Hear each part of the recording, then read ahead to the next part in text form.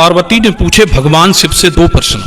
कौन सा काम स्त्री पति से पहले करना चाहती है? कौन सी चीज स्त्री अपने पति को मरते दम तक नहीं देती? दर्शक बंधु, आज की यह रहस्यमयी कहानी आपको बहुत कुछ सिखाने वाली है। इस कहानी से पता चलेगा कि स्त्री कौन सी चीज अपने पति को नहीं देती है और कौन सा काम वो पति से पहले करना चाहती है। दर्शक बंधु, वैसे देखा जाए तो विवाह होने के बाद एक स्त्री पूर्ण रूप से पति को समर्पित हो जाती है। स्त्री की हर चीज पर पुरुष का अधिकार होता है और पुरुष की भी हर चीज पर स्त्री का अधिकार होता है। स्वेच्छा से एक महिला अपने पति को खुश रखने के लिए हर वो चीज उसे सौंप देती है जिसमें पति की खुशी होती है। पर ऐसी क्या चीज है जो स्त्री मरते दम तक अपने पति को नहीं देती? ऐसा कौन सा काम है जो पति से पहले करना चाहती है? मित्रों, यह प्रश्न सुनने में थोड़ा अजीब जरूर लगता होगा, पर यह प्रश्न हमारे धर्म ग्रंथों और रीति रिवाजों से पृथक नहीं है।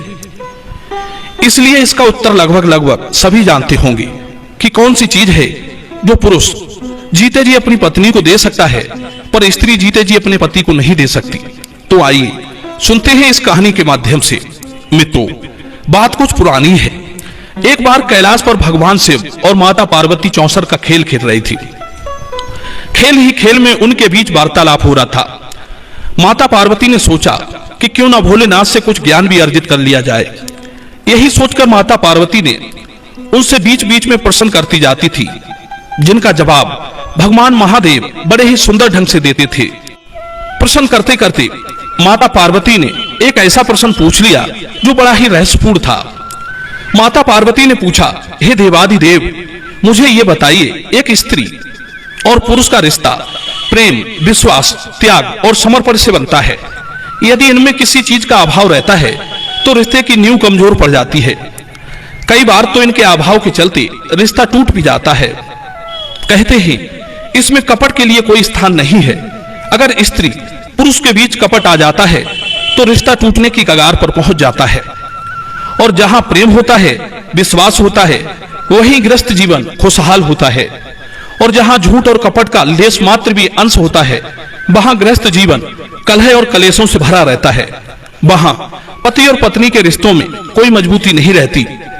इसलिए मैं ये जानना चाहती हूँ कि स्त्री कौन सी चीज अपने पति को मरते दम तक नहीं देती और कौन सा काम वो पति से पहले करना चाहती है, जबकि हर काम में स्त्री अपने पति को ही आगे रखती है।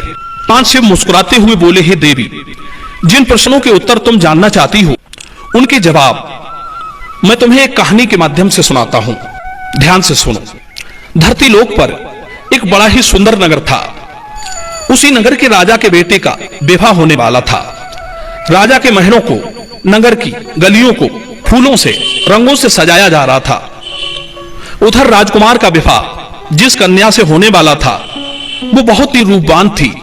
राजकुमार अपने कक्ष में पड़ा हुआ राजकुमारी के बारे में सोच रहा था। सोचते सोचते अचानक से उसके मन में राजकुमारी से मिलने की इच्छा जागृत हो उठी। वो उसी क्षण राजकुमारी के पास जाना चाहता था। उसने एक योजना बनाई और सबसे छुपते छुपाते महल से निकल चला। अस्तबल से एक घोड़ा लिया और घोड़े पर सवार होकर राजकुमारी से मिलने के लिए चल दिया। चलते चलते जब वो एक जंगल के रास्ते से गुजरा तो वहां उसे बहुत जोर की प्यास लगने लगी। अब तो राजकुमार पानी की तलाश में इधर उधर भटकने लगा। कहीं कोई जलाशय दिखाई नहीं दे रहा था। यदि कहीं कोई नदी या तालाब मिल भी जाता तो उसमें पानी नजर नहीं आता। इस प्रकार प्यास से व्याकुल होकर राजकुमार एक झोपड़ी के पास पहुंचा। वहीं पास में ही एक कुआं दिखाई पड़ा। कुआं को देखकर उसे कुछ उम्मीद जागी, शायद इस कुएं में पानी हो।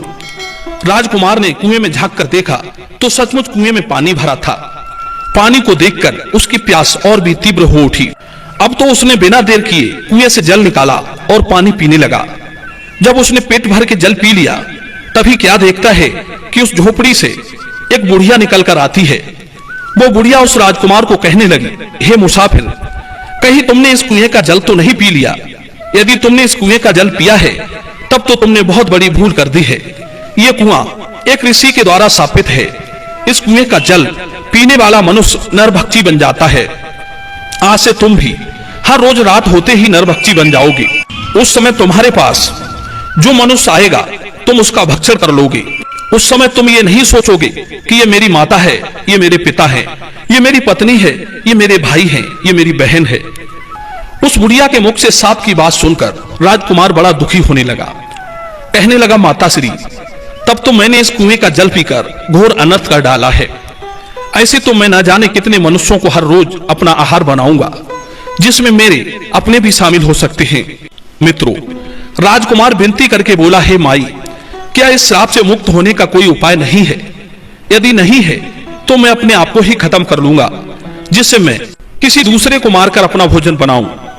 तब बूढ़ी मां कहती है, बेटा, सांप से मुक्त होने का उपाय तो है, यदि आप कर सको तो। राजकुमार बोला, हे मां, सांप मुक्त होने के लिए मैं काल से भी लड़ जाऊंगा, तुम बताओ तो सही। तब बुढ़िया कहती है, बेटा, यहां से कुछ मील की दूरी पर एक ऊंचा सा पहाड़ है। उस पहाड़ पर हरे भरे पेड़ पौधों से भरा हुआ जंगल है। उसी पहाड़ पर एक कायाकल्प नाम की बूटी है। यदि तुम उस बूटी का रस निकाल कर पी लोगी तो तुम इस भयंकर सांप से मुक्त हो सकते हो। लेकिन इतना ध्यान रखना, रात होने पर तुम किसी एकांत स्थान पर जाकर छुप जाना। यदि आप कहीं मनुष्यों की बस्ती में ठहर गए तो ना जाने कितने निर्दोष मनुष्य तुम्हारा आहार बन जाएंगे। मित्रों, राजकुमार ने कहा, ठीक है, मैं इस बात को भली भांति ध्यान रखूंगा। इतना कहकर राजकुमार उस कायाकल्प औषधि को ढूंढने के लिए चल दिया। इधर माता पार्वती और भगवान शिव इस दृश्य को देख रहे थे।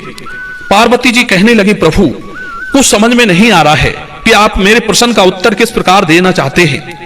भगवान शिव बोले, देवी, धैर्य रखिए, आपको आपके प्रश्नों के जवाब इसी कहानी से मिलने वाले हैं। आप बस इस कहानी को ध्यान से सुनती जाइए। दर्शक बंधु, उधर वो लड़का राजकुमार बड़ा चिंतित होता हुआ उस पर्वत की ओर बढ़ता जा रहा था। औषधि वाला पर्वत वहां से काफी दूर था। इधर अंधेरा भी हो चला था। राजकुमार ने सोचा कि अब आगे का रास्ता मैं सुबह सूर्य निकलने के बाद तय करूंगा। पहले मैं किसी निर्जन स्थान पर जाकर रात गुजार लेता हूं। यदि मैं नरभक्षी बन गया तो मेरे द्वारा निर्दोष लोगों की जान चली जाएगी। मित्रों, राजकुमार अब राजकुमारी से मिलने का विचार तो त्याग ही चुका था, क्योंकि वो जानता था कि इस दशा में राजकुमारी से मिलना भी उसके लिए हितकर नहीं है। वो राजकुमार गांव और नगरों को बचाता हुआ जंगल की ओर चला गया, जहां किसी मनुष्य के आने जाने का मार्ग नहीं था। उसने अपने आप को एक पर्वत की गुफा में बंद कर लिया। इधर काफी रात हो चली थी। वो राजकुमार नरभक्षी के रूप में परिवर्तित होने ही वाला था। इधर बंधुओं, राजकुमार ने जिस गुफा में अपने आप को छुपाया था, उसी गुफा में एक बड़ा ही खूंखार भेड़िया रहता था। वो भेड़िया आए दिन लोगों की जान लेता रहता था। चारों तरफ लोगों के मन में उस भेड़िया को लेकर दहशत बनी हुई थी। इधर क्या हुआ, जब वो राजकुमार गुफा के अंदर पहुंचा तो उसे एक खूंखार भेड़िया गुफा के अंदर बैठा मिला। उस भेड़िए ने राजकुमार को देखा तो मन में बड़ा खुश हुआ कि आज तो घर बैठे ही भोजन चलकर आ गया।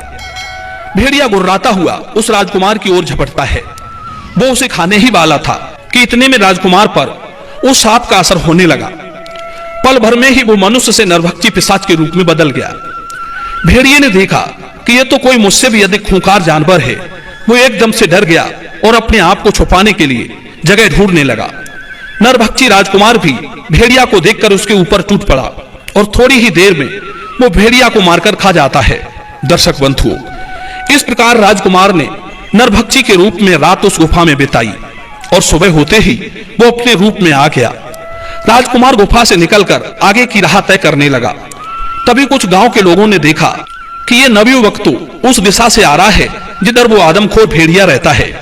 लोगों को उसे जीवित देखकर बड़ा आश्चर्य हुआ। सब लोग पूछने लगे, अरे भैया, तुम कौन हो और इधर कहां से आ रहे हो? इधर तो एक बड़ा ही खूंखार भेड़िया रहता है जो लोगों को मारकर खा जाता है। तुम भला जीवित कैसे बच आए? तब राजकुमार ने बताया, अरे भाइयों, मुझे किस बात का भय लगता। जिस भेड़िया की आप बात कर रहे हो वो तो उस गुफा के द्वार पर मरा पड़ा है। मैंने उसे मार डाला। राजकुमार की बात सुनकर गांव वालों को बड़ा आश्चर्य हुआ। वे सब इस बात की पड़ताल करने के लिए गुफा के पास गए तो देखा सचमुच वो भेड़िया मरा पड़ा था।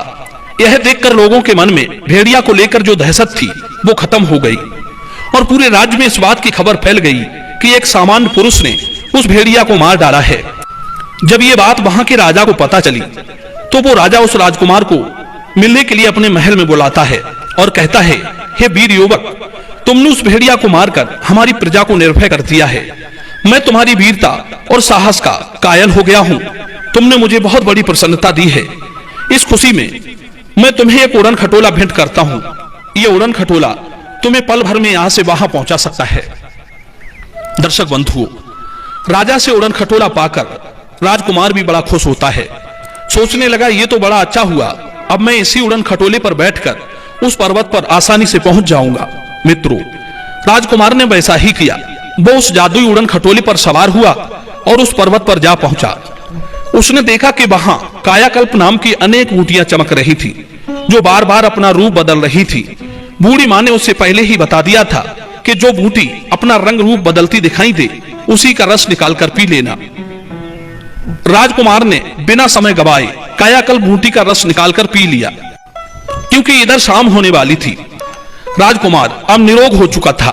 राजकुमार ने क्या किया, वो उस उड़न खटोले पर बैठकर अपनी राजकुमारी के नगर को चला आया। वहां पहुंचकर वो अपनी राजकुमारी से मिलता है। राजकुमारी भी राजकुमार से मिलकर बड़ा प्रसन्न होती है। इधर राजकुमार ने अपने नगर में खबर भिजवा दी कि आप बारात लेकर आइए, मैं अपनी ससुराल पहुंच चुका हूं। इधर राजकुमार की बारात आती है और अगले दिन उसका राजकुमारी के साथ बड़ी धूमधाम के साथ विवाह हो जाता है और वे अपने नगर को लौट आते हैं। मित्रों, दोनों बड़े आनंद के साथ रहने लगे। कुछ दिनों बाद राजकुमार के घर में एक पुत्र का जन्म होता है। पुत्र की खुशी में राज परिवार में जश्न मनाया गया, प्रजा में मिठाइयां बांटी गई। इधर माता पार्वती ने भगवान शिव से पूछा, प्रभु, आपकी लीला मेरे समझ में नहीं आई। एक प्रश्न का उत्तर बताने के लिए आपने मुझे एक राजकुमार की पूरी कहानी सुना दी, लेकिन उत्तर अभी तक नहीं मिला। तब भगवान शिव बोले, देवी, अब बहुत ही जल्द तुम्हारे प्रश्न का उत्तर मिलने वाला है।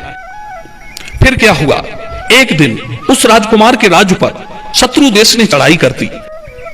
राजकुमार अपने दुश्मनों से लड़ने के लिए युद्ध में जाता है।